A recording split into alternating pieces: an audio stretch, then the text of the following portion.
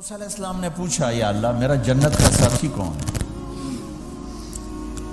تو موسیٰ علیہ السلام نے فرمایا فلاں قصائی تیرا جنت کا ساتھی۔ تو موسیٰ علیہ السلام تھوڑا سوچ میں پڑ گئے کہ قصائی تے موسیٰ دا جوڑ کے میں بہ گئے، فلاں مجاہد، فلاں عالم، فلاں ولی اللہ وہ تیرا جنت کا ساتھی، قصائی تیرا ساتھی۔ تو موسیٰ علیہ السلام نے پتہ پوچھا اور پہنچ گئے۔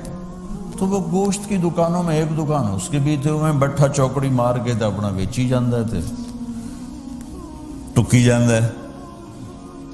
کوئی موسیٰ علیہ السلام کو اسپیشل چیز نظر نہیں آئی۔ جب شام کو وہ چلنے لگا، جب وہ اس کا گوشت ختم ہو گیا تو اس نے ایک ٹوٹا تھیلے میں ڈالا اور چل پڑا۔ موسیٰ علیہ السلام بھی ساتھ چل پڑے۔ وہ گھر پہنچا تو موسیٰ علیہ السلام نے کہا میں آ جاؤں؟ کہا جی آ جاؤ۔ اس نے وہاں جا کے کیا کیا، بوٹیاں بنا کے ہانڈی چڑھا دی، پھر آٹا نکال کے گوندھا، اس کو نرم ہونے رکھ دیا، سالن تیار کیا، پھر روٹی تیار کی، ٹرے میں رکھا۔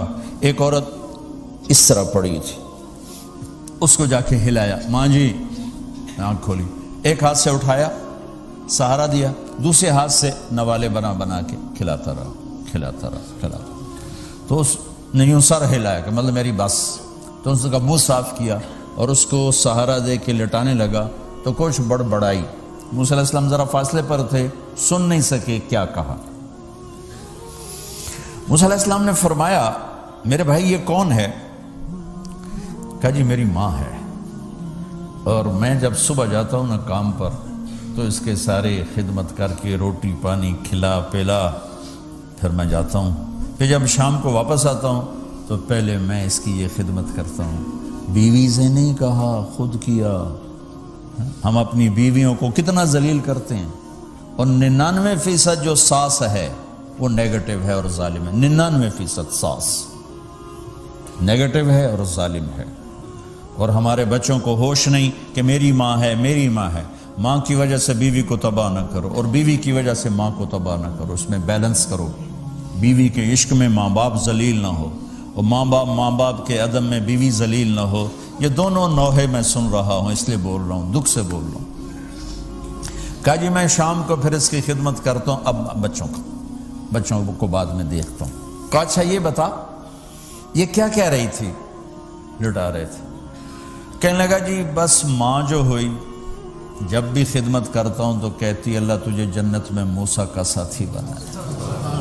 میں تو جی کمی کسائی تے او موسیٰ کلیم، میرا دا کی جوڑ ہے۔ میں کہا پترا تیرا جوڑ بنا چھڑے تیری ماں۔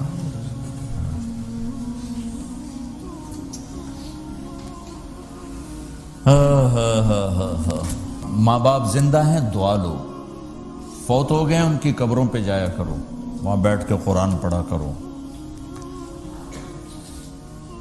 جو بچہ پڑھے گا وہ اتنا طاقتور ہو کے ماں باپ کو لگے گا، اگر وہ فوت ہو چکے ہیں۔